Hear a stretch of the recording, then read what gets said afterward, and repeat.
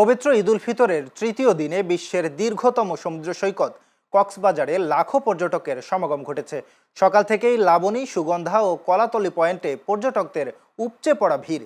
পর্যটকরা সমুদ্র স্নান, ঘোড়ায় চড়া, বিচ বাইক ও ছবি তোলার মাধ্যমে আনন্দঘন সময় কাটাচ্ছেন।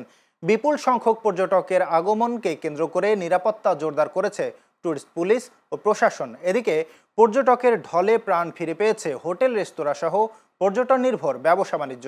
ফলে ঈদের ছুটিতে পর্যটন শিল্পে বেড়েছে অর্থনৈতিক কার্যক্রম। পর্যটন সংশ্লিষ্টরা জানায়, ঈদের ছুটি শুরু হওয়ার পর থেকেই ধীরে ধীরে পর্যটকের আগমন বাড়তে থাকে এবং তৃতীয় দিনে তা সর্বোচ্চ পর্যায়ে পৌঁছায়। দেশের বিভিন্ন জেলা থেকে পরিবার পরিজন নিয়ে পর্যটকরা ছুটে আসছেন সমুদ্রের নোনা জল স্পর্শ করতে এবং ঈদের আনন্দ ভাগাভাগি করতে।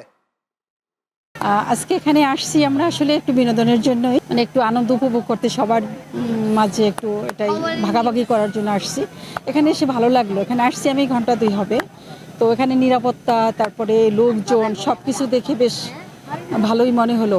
এক দেশে তার এক দেশে মানুষ ঘুরতে আসার পরে যদি ওরা যদি 1 টাকার জিনিস 10 টাকা বলে, এখানে কোনো যদি গাট না থাকে, এরকম যদি না থাকে, তাহলে তো এখানে লাভ নেই। আমরা এখানে ঘুরতে আইছি, এনজয় করব, খোলামেলা আয়োজন করব। সঠিক মূল্যটা আমরা আনসাইডে যে পর্যটকগুলো নামতেছে তাদেরকে অনুরোধ করতেছি যাতে লাইফ গার্ডের উপস্থিতি যেখানে রয়েছে সেখানে গোসল করার জন্য। পানিতে যে সমস্ত জায়গাগুলো কন্ডিশন খারাপ, সেখানে আমরা রেস্কিউ বোট নিয়ে পানিতে পেট্রোলের লাইফ গার্ড রেখেছি, যাতে পর্যটকরা যাতে কোনো ধরনের পানিতে গোসলে নেমে কোনো ধরনের সমস্যাতে না পড়ে।